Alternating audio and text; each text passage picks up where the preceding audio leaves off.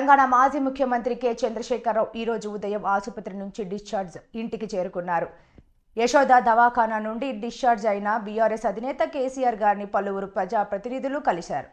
కేసీఆర్ వెంట ఆయన కుమారుడు కేటీఆర్ కూతురు కవిత, హరీష్ రావు, ఇతర ప్రజాప్రతినిధులు ఉన్నారు.